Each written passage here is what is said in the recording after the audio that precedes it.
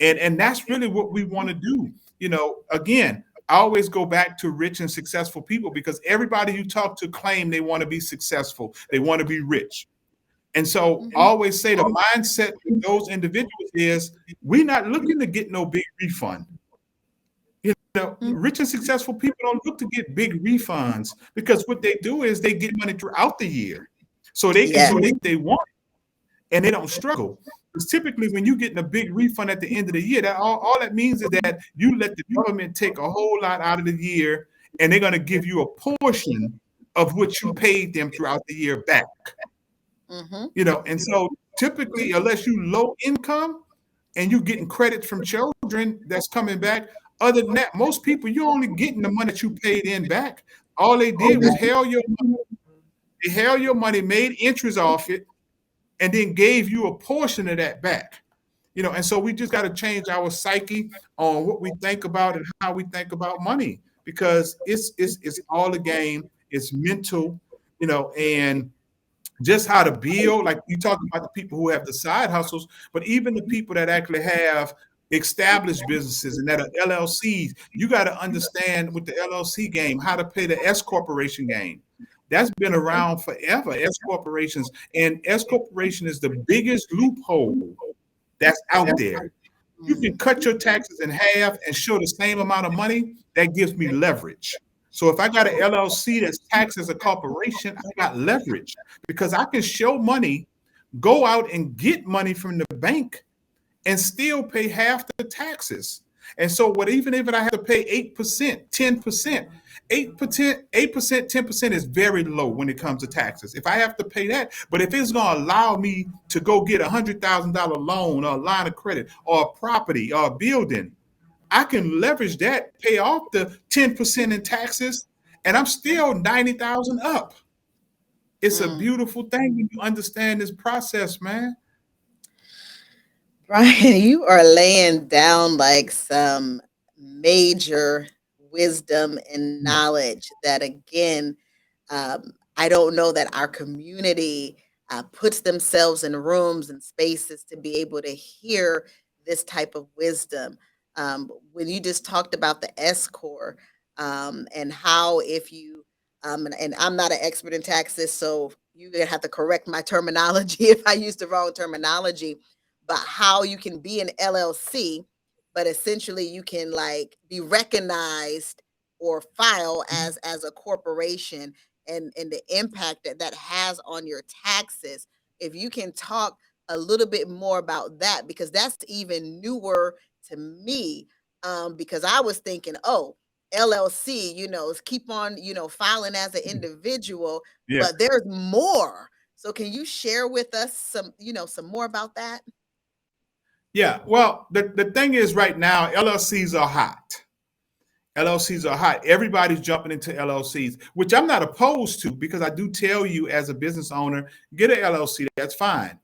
But the issue is if you're a single member LLC, you're going to still get taxed as a sole proprietor because sole proprietor means I have a business. I'm not registered with the state.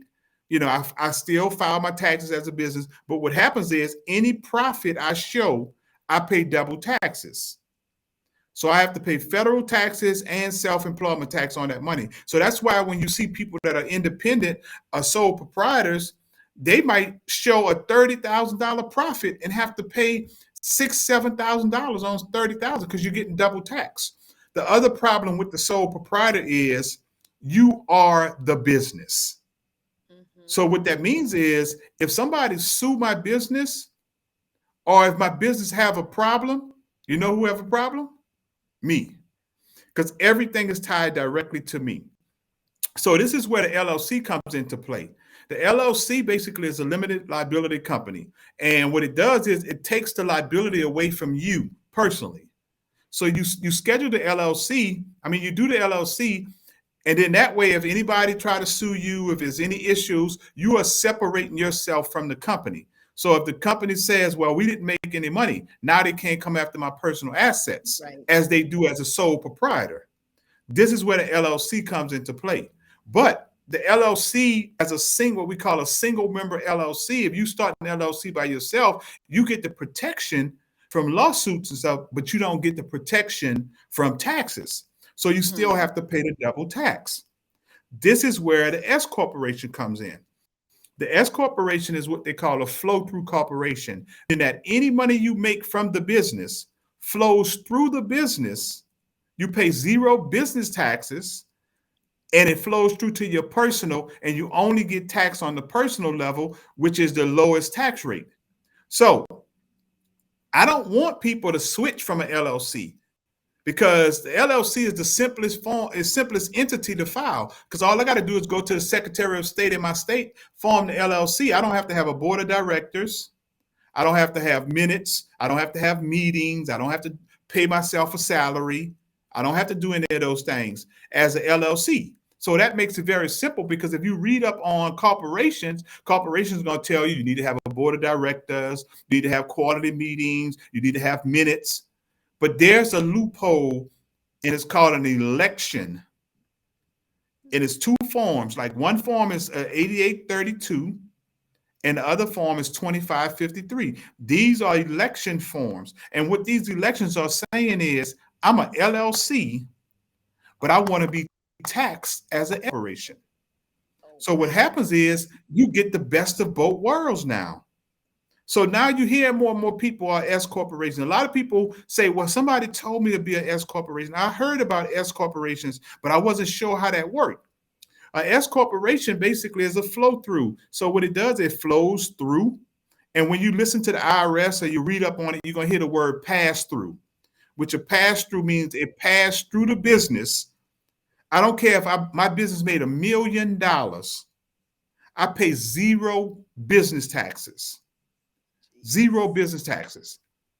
And so that means that any money that I make flows through the business to my personal on what we call a K1. So that K1 will show my gross profit or my loss from the business on my personal. And this is the biggest loophole. Like I always say this, like everybody claimed they read Rich Dad Poor Dad by Robert Kiyosaki. Yes. But everybody skipped over chapter 17 when he talked about corporations. And he put this book. This book is about 25 years old. And he put this in the book a long time ago. But we never really paid attention. So the information was there. The information's been around for 25 years. Now give me the credit, because I told y'all about it. So don't give Robert Kiyosaki the credit. You know?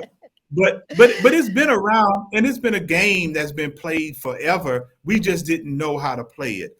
And I tell people, you see a lot of the social media stuff, and you see people posting about don't do an S corporation until you make this amount of money, because as an S corporation, you have to pay yourself a reasonable salary.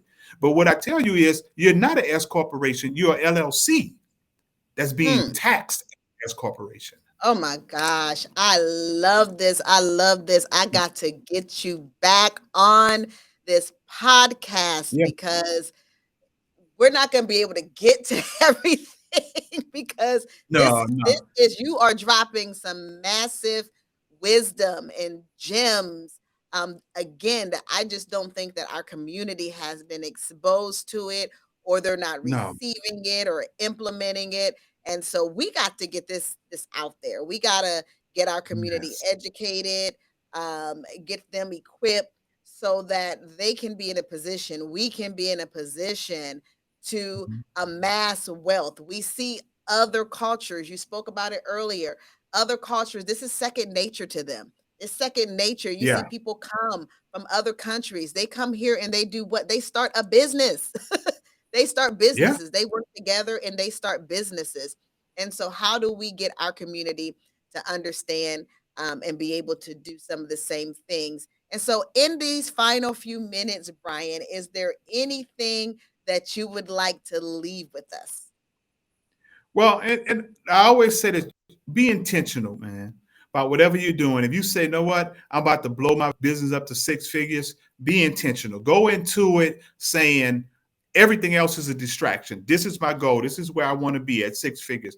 If you want to quit your job, I'm not saying quit it right away, but be intentional about making sure whatever you got to replace that, you go full steam ahead. And I think we just talk a lot, but we don't implement it and we're not intentional about doing it. So when I tell people, when I talk to my mastermind groups and my mentees, and I tell them, I say the reason why I've been able to achieve what I've achieved, because when I say I'm going to be intentional about being successful, I'm going to make that a goal. So knowing all of the things that come with that, if you're saying you're going to do your business and you're going to do better this year, be intentional about knowing what to write off, knowing what deductions. When you talk about our community, half of us don't even know what we need to keep up with.